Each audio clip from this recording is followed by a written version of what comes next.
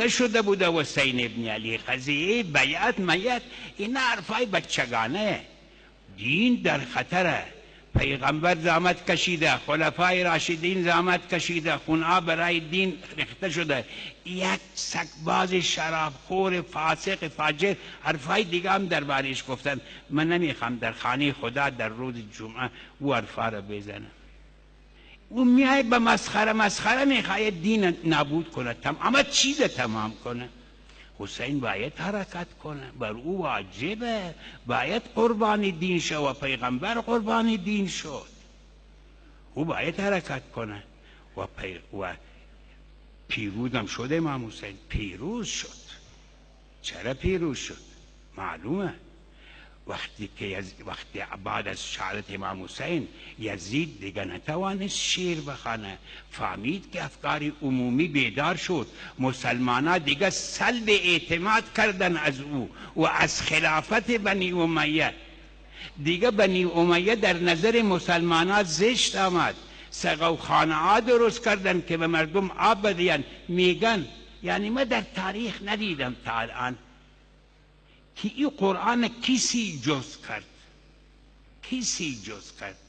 این در احادیث نداره و نه در زمان پیغمبر و ائمه ای بوده که قرآن 30 جز باشه. قرآن کم و زیاد نشده، ولی این تقسیم 30 جز اکی کرد. اگر کس مسی مدرک زیر در جای معتبر دیده مرم خبر کنم متشکر میشم.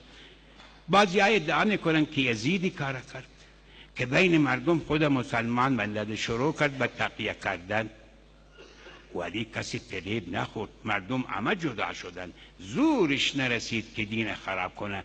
دانشمند شهیر و معتبر که یک احتمال هم ایه که از امی کابل ما و شما بوده، ابو حنیفه پیشوای مسلمانان حنفی که از همه مذاهب چارگانه ابو حنیفه علیه الرحمه مقلد بیشتر داره. یک دانشمند شجاع بنی امیه آمد و هر نیرنگی که بود میخواست ای بیعت کنه، چون میدانستن نفوذ داره که بیعت کنه. ابو حنیفه بیعت نکرد. حتی میگن بردن او را روز 10 شلاق هم میزدن. بیعت نکرد. بنی امیه رفت، بنی عباس آمد. اونا همه فهمیده بودن. این حادثه کربلا همه را بیدار کرد. ای که ابو حنیفه علیه الرحمه به اهل بیت پیغمبر خیلی احترام داره و از زید حمایه میکرد، برای زید پول میفرستاد که جنگ کنه و اعتقاد داشت که باید خلافت به اهل بیت پیغمبر برسه. اینا از همه سزاوارتره و در امیر راستای حمایت از اهل بیت و عقیدیش که بنی هاشم سزاوارتر به خلافته، در امیر راستا او را گرفتن، منصور زندانی کرد و در امون زندانم میگن او را آخرش زار دادن و جان خود قربان محبت اهل بیت کرد. بنی عباس هر نیرنگ که زدن که در ابو حنیفه علیه الرحمه بیعت کنه، بیعت نکرد. میبینین حسین پیروز شد. مسئله کشتن نبود. امام حسین مریض نبود که پیش دکتر رفته و بعد بگوی شکست خورد، مریضیش خوب نشد فوت کرد. او آمده بود فقط هدف ای بود که دین از خطر نجات بده. این پیام برای ما و تم هست.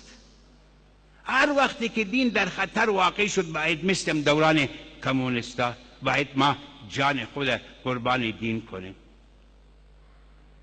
هر حکومتی که بدون انتخابات بیاید و زورگویی میکنه نباید که قبول کنیم.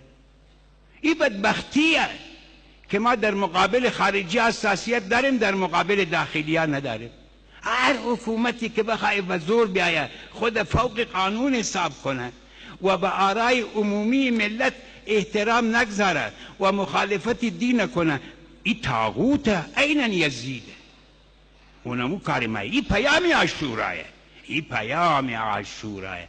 پیام عاشورایه نیه که ما خود خون کنیم، غمه بزنیم و زنجیر بزنیم. کارایی که نه پیغمبر گفته نه ائمه گفته. دین به این توهین میشه و اگر دین توهین شود می کار حرامه.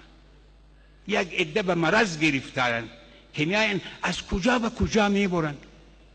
این دینی که این عاشورایی که آمده که نگبه تواقیت بجنگین، جان خود قربان دین کنین، نگذارین که در جامعه شما ظلم باشه، زورگو باشه، خود بیاره فوق مردم حساب کنه، از خود قانون وضع کنه، قانون اسلام بگذاره، انتخابات نکنه، به آرای ملت توجه نکنه، با این طاغوت مبارزه کنیم. ما میگیریم این حسینیت میاریم بین یک کیسه خرافات مندازیم، شمشیر زنجیر میزنیم، بعد اونا رو چاقو درست میکنیم که امام حسین خوشحال کنیم.